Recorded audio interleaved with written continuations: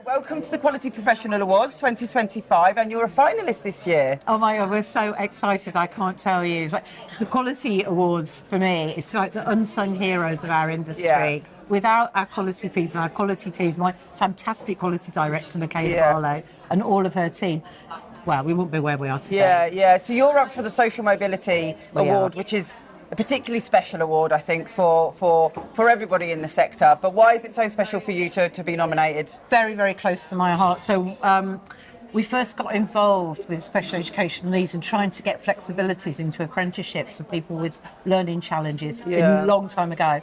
So 15 years ago, when Rob Halfon was first the skills minister, he had that role twice, but the first time around, about 15 years ago, I worked really, really, really hard on getting him to think about what it was about an apprenticeship that meant that somebody who got some learning challenges and perhaps wasn't so great on the English and maths side, what it was about them that meant that they couldn't achieve an apprenticeship. And actually, in the end, he went, you know what, you're right. I mean, I've picked away for a long time. I'm ever so persistent. And picked away. Anyway, eventually he said, right, I get it.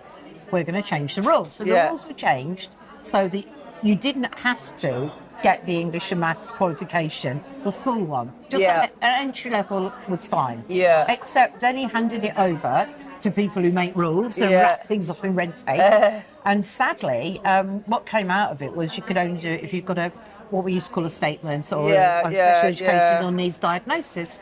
Well, the truth is that most adults who went through the school system never wouldn't have that.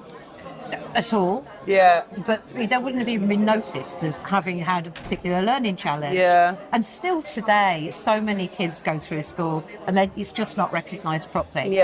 So when he came back in again, I'd written to every minister in between. When he came back in, I wrote to him and I said, Rob, you might remember me, because first time round, this was like something that I badgered you about a lot. And he said, yes, I do. We did it. And I said, no, we didn't. What we did was put so much red tape around it. Anyway, what they did was they let us run a pilot last year, a couple of years ago now.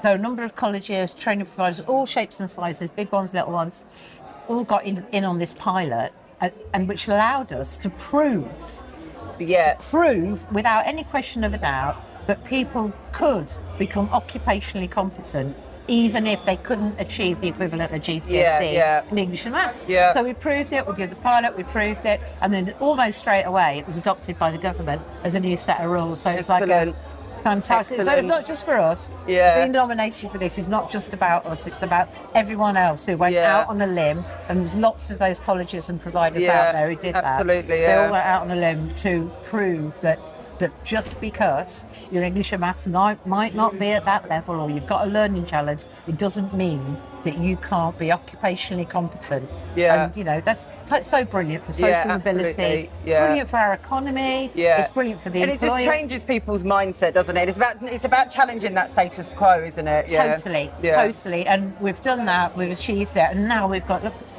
The year before that rule came in, we had 15, so out of 5,000 learners, only 15 of them were able to access that flexibility. We had 15 in the first month when the new rule came in. Excellent, that's great. Just a whole, so it's a game changer of an approach. Complete game changer. Excellent. Well,